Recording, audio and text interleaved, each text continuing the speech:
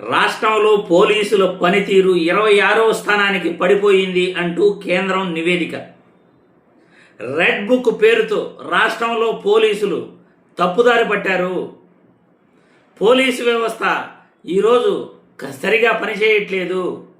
వాళ్ళ పనితీరు బాగలేకపోవడం వల్లే కేంద్ర హోంశాఖ 26వ స్థానం ఆంధ్రప్రదేశ్ పోలీసులకు ఇవ్వడం జరిగింది. చిన్న చిన్న రాష్ట్రాలు సైతం పోలీసు వ్యవస్థ పటిష్టంగా మెయింటైన్ చేస్తూ ఉంది.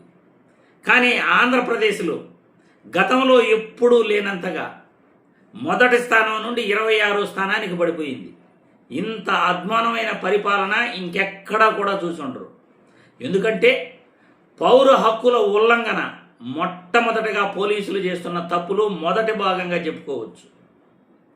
అంటే సోషల్ మీడియా యాక్టివిస్టులు ప్రభుత్వం చేసే తప్పులను ఎత్తి చూపితే వాళ్ళని అరెస్ట్ చేయటం, ప్రభుత్వం ఏది చెప్తుందో అది కళ్ళు మూసుకుని అరెస్టులు చేయటం, ఒకవైపే కేసులు పెట్టడం. అంటే అధికార పార్టీ ఎన్ని తప్పులు చేసినా వాళ్ళని పట్టించుకోరు. ప్రతిపక్షాలు ప్రభుత్వం చేసే తప్పులను ప్రశ్నించిన సోషల్ మీడియా యాక్టివిస్టులు పోలీసులకి కనబడతారు. రాష్ట్రంలో శాంతి భద్రతల విషయం ఇంతకన్నా ఘోరంగా ఏ రాష్ట్రంలో ఉండదు కాబోలు. అందుకే పోలీసు వ్యవస్థ 26వ స్థానానికి దిగబాకింది. ప్రతిరోజు కూడా ఎక్కడో ఒక చోట మహిళలపై దాడులు, అఘాయిత్యాలు, మర్డర్లు, కిడ్నాప్లు, చిన్నపిల్లల్ని కిడ్నాప్ చేసి చంపేయటం, సోషల్ మీడియా యాక్టివిస్టులపై కేసులు పెట్టడం, ఇవన్నీ కూడా రాష్ట్రంలో శాంతి భద్రతలు లేవు అనడానికి ఉదాహరణ. ఇప్పటి వరకు తెలుగుదేశం పార్టీ మరియు జనసేన పార్టీ కార్యకర్తలపై ఒక్క కేసు కూడా రాష్ట్రంలో నమోదయ్యి ఉండదు. అంటే వాళ్ళు తప్పులే చేయలేదా? అంటే ప్రతిపక్ష పార్టీలే తప్పులు చేస్తున్నాయా? పోలీసు వ్యవస్థ చెప్పాలి. ఎందుకు ఈ విధంగా దారుణంగా కేంద్ర పోలీసు వ్యవస్థ పనితీరు 26వ స్థానానికి దిగబాకింది? కేంద్ర హోంశాఖ రిలీజ్ చేసిన లిస్టులో మనం చిట్టస్థావర స్థానంలో ఉన్నామంటే రాష్ట్ర ప్రభుత్వం ఏం చేస్తూ ఉంది? ముఖ్యంగా హోమ్ మినిస్టర్ అసలు రాష్ట్రంలో ఉన్నారా లేదా? అమ్మగారు ఏడున్నారో తెలియదు. ఆమె పనితీరు ఈరోజు అద్దం పట్టినట్లు కనబడతా ఉంది. పోలీసుల పనితీరు. పోలీసు వ్యవస్థ కూడా నిద్ర నుండి మేలుకోవాలి. ప్రభుత్వం చెప్పినట్లు చేయటం కాదు, రాజ్యాంగంలోని చట్టాలకు లోబడి అధికార దుర్వినియోగం కాకుండా మిమ్మల్ని మీరు కాపాడుకోవాలి. మీపై పడిన ముద్రను చెరిపేసుకోవాలి. ఇదే ఈరోజు సాక్షి పేపర్లో కూడా కథనం వచ్చింది.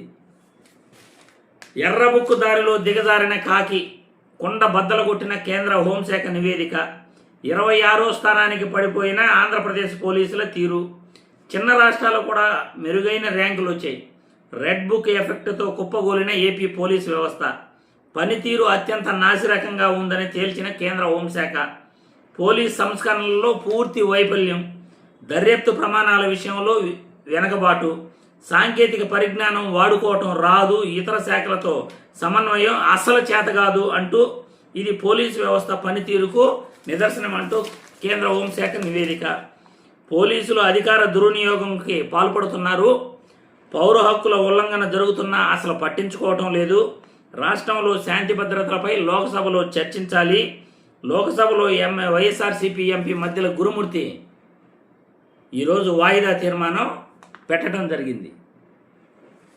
ఇది రాష్ట్రంలో పోలీసుల పనితీరుపై కేంద్ర హోంశాఖ రిలీజ్ చేసిన నివేదిక. చూస్తే సిగ్గుపడాలి ఈ రాష్ట్ర ప్రభుత్వం.